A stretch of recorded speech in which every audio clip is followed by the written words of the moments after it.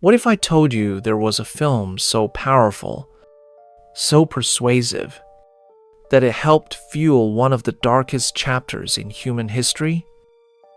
A movie that is technically a masterpiece, yet morally one of the most dangerous creations ever put on screen.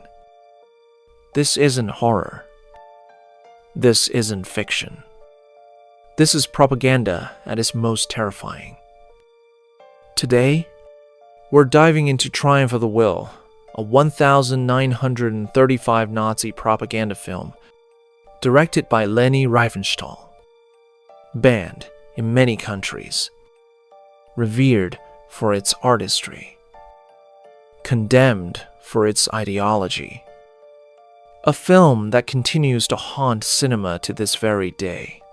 The year was 1934.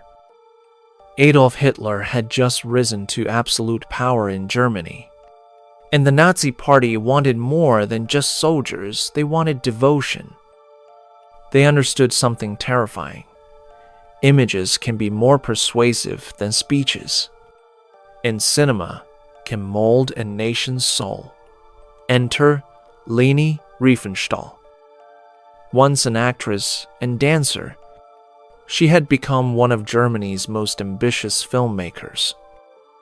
Hitler himself admired her work and personally selected her to direct a monumental film that would immortalize the Nazi regime. The project wasn't just a film.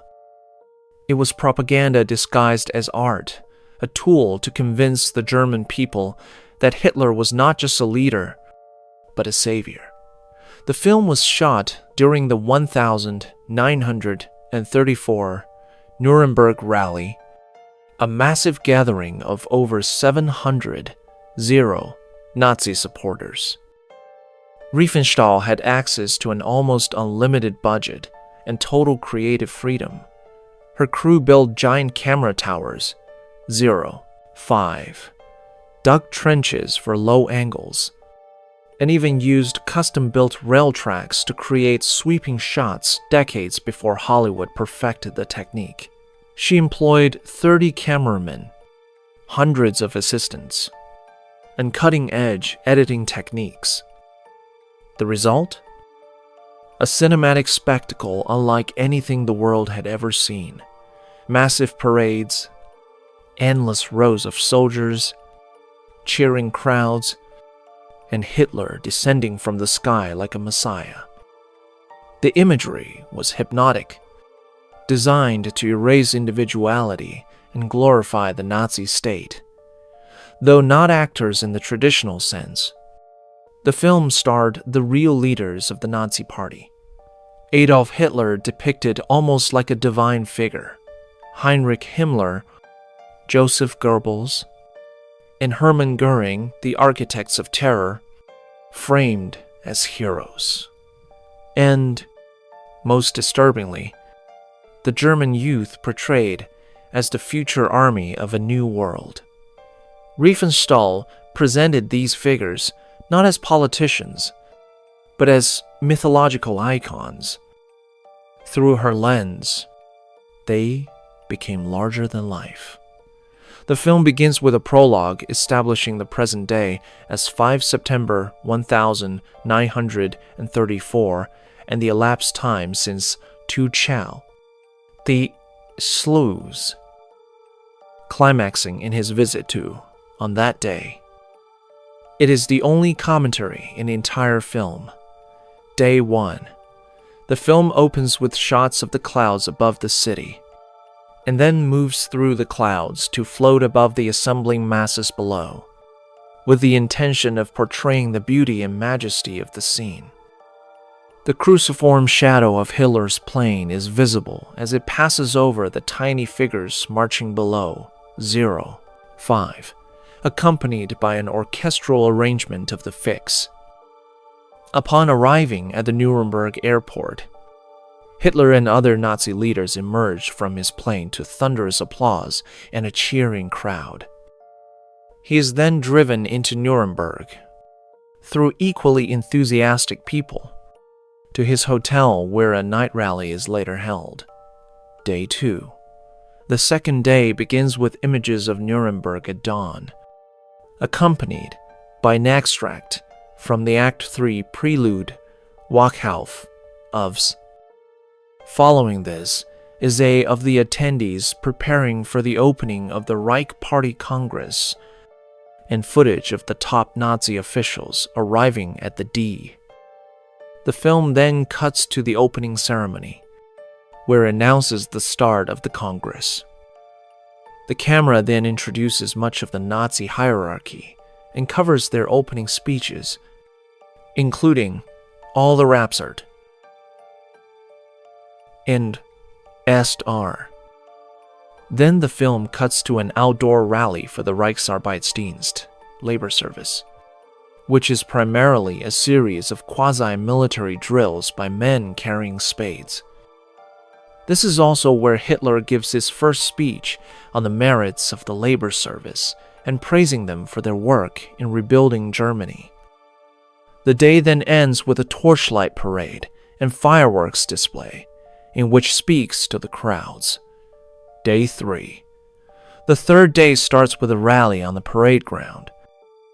Again, the camera covers the Nazi dignitaries arriving and the introduction of Hitler by Sek.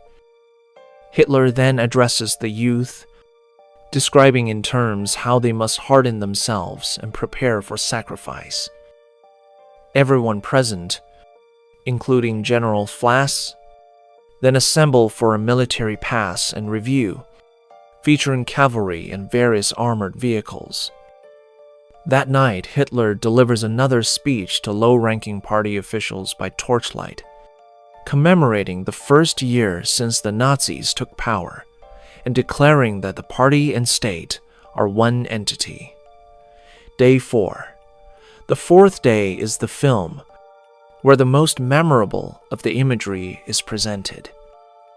Hitler, flanked by, and Victor Lutze, walks through a long, wide expanse with over 150 Zero and troops standing at attention to lay a wreath at a First World War memorial. Hitler then reviews the parading SA and SS men, following which Hitler and Lutze deliver a speech where they discuss the purge of the SA several months prior. Lutze reaffirms the SA's loyalty to the regime, and Hitler absolves the SA of any crimes committed by Hell. New party flags are consecrated by letting them touch the Blutfahne, the same cloth flag said to have been carried by the fallen Nazis during the Tag, and, following a final parade in front of the back, Hitler delivers his closing speech. In it, he reaffirms the primacy of the Nazi Party in Germany, declaring, "All loyal Germans will become National Socialists. Only the best National Socialists are party comrades." Hess then leads the assembled crowd in a final salute for Hitler, marking the close of the party congress. The entire crowd sings the Horst Wessel Lied as the camera focuses on the giant swastika banner, 05, which fades into a line of silhouetted men in Nazi party uniforms, marching in formation as the lyrics, "Comrades shot by the Red Front," and the reactionaries march in spirit together in our columns are sung. When Triumph of the Will premiered in 1935, it was celebrated in Germany and even won awards at international film festivals in Venice and Paris. Some foreign critics praised its visuals, even while condemning its message. But soon, the world realized the danger. This wasn't a movie. It was psychological warfare. After World War II, Triumph of the Will was banned in Allied-occupied Germany. Later, West Germany restricted its distribution to academic or historical use only. In the US, it was screened under strict conditions, usually in classrooms or with heavy disclaimers, to prevent it from being used as actual propaganda, Many countries outright banned it, not because of violence or explicit content, but because of its sheer persuasive power. The fear was simple. This film could recruit. Even decades later, neo-Nazi groups try to use it as a rallying tool. Here's where the story gets complicated. Despite being propaganda, Triumph of the Will is still studied as one of the greatest technical achievements in film history. Its influence can be seen everywhere. Hollywood epics borrowed its sweeping crowd shots. Military documentaries copied its framing. Even Star Wars, yes. George Lucas admitted that the Empire's rallies were inspired by Riefenstahl's film. It's a haunting paradox. A film that revolutionized cinema, while also spreading one of the deadliest ideologies of the 20th century. Riefenstahl herself always claimed she was just a filmmaker, not a propagandist. She argued she was an artist, documenting history, not pushing ideology. But history isn't so forgiving. While she was never convicted of war crimes, her name became forever linked to Nazi propaganda. She spent decades trying to rehabilitate her reputation, directing documentaries on nature and even living with African tribes to distance herself from politics. Still, the shadow of Triumph of the Will followed her until her death in 2003. Even now, Triumph of the Will sparks fierce debate. Should we still watch it? Should it remain banned outside academic circles? Film schools study it for its groundbreaking techniques, but always with the warning: art can be beautiful. Art can also be dangerous. In an age of viral videos, digital manipulation, and mass media influence, the film feels disturbingly relevant.